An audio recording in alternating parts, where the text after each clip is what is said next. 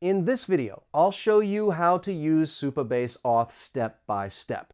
First, go to the Supabase website and log into your account. After logging in, click on the project you want to use. With the project open, look at the left sidebar and click on Authentication.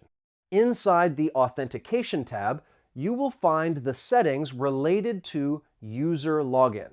Look for the Sign in Providers or Providers option. Here you can configure how users log in to your application.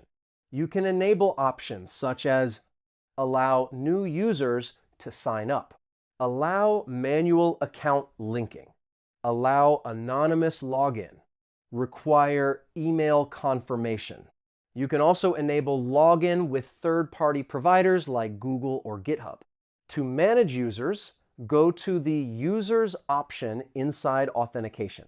There, you can invite users by email using Invite User or create users manually.